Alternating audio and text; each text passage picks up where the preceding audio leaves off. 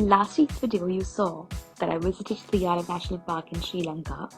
Absolutely loved the safari. Saw a few elephants, a lot of crocodiles, and a few stunning birds that I've never seen before.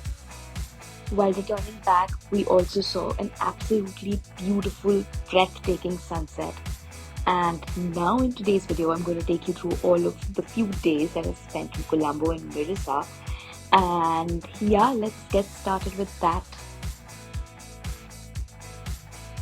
Hi guys, so I'm back to my room, back from the safari. We did not end up seeing the leopard because there were so many jeeps, and it's only fair for the leopard to like go away from so many humans around them. So I am back. I did not see the leopard. We are wondering if we want to go for the morning safari because we kind of saw everything else that it has to offer, and the idea behind this was actually to get the entire feel of the jungle, which we did because we did a very pretty long, like 3.5 hour safari ride, and it was really nice. Our the jeep driver was really nice, and he kind of went out of his way to like show us everything, had binoculars at his hand, and since it was just our group in the jeep, it was really like customized for us, and it really was a nice experience. And I don't think we'll be going for the next morning safari because then I mean we'll be spending again like that entire money, the entire time we kind of went to the jungle. So we're planning not to skip that, like planning to skip that.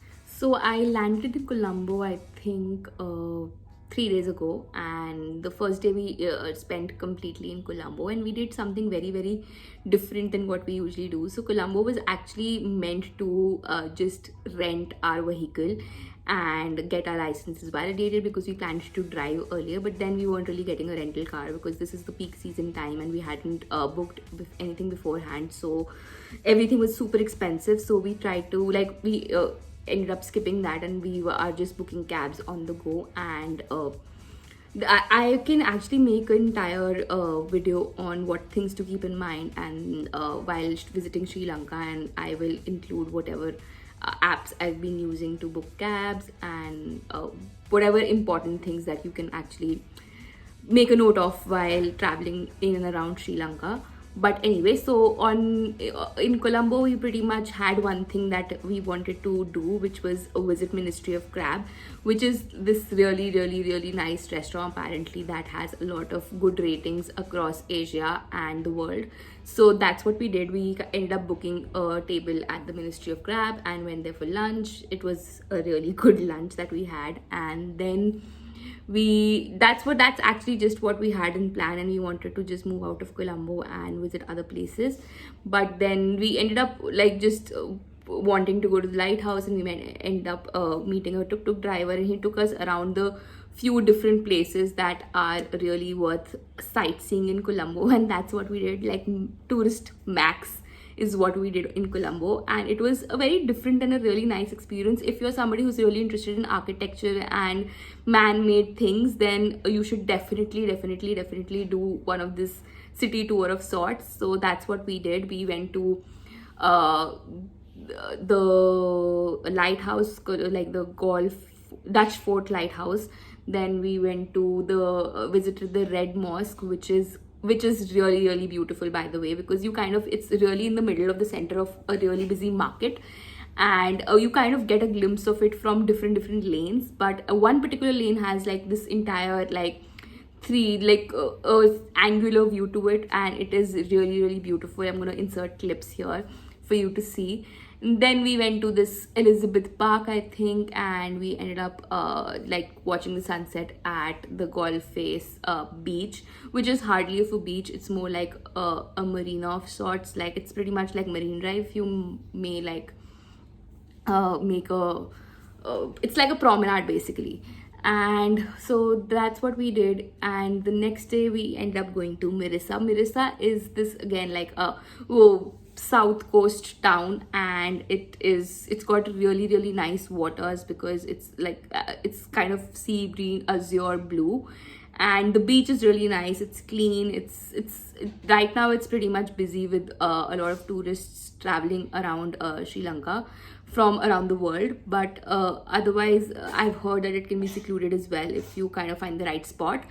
But we ended up just chilling there for 2 days, and we went for, it's pretty much known for whale watching and water sports, which include surfing. So we did not end up doing surfing. We did a little bit of bodyboarding, because surfing is actually, you can learn surfing in Belegama, which is also like just probably like 20 minutes away from Mirissa, but we did not have that much of time to actually learn surfing, so we did not do that. But we did chill on the Mirissa beach, and we went whale watching. We saw a bunch of whales, we saw a bunch of dolphins. It was a really good experience that way. It is like, when you think of it, like in my head, whale watching would probably be just like a boat ride into the sea and then watching whales and coming back in like 1.5-2 hours, but it's a pretty long commitment to make. It's like we ended up taking around 5.5 hours, and you pretty much go into the depth of the sea and you touch the southmost point of Sri Lanka.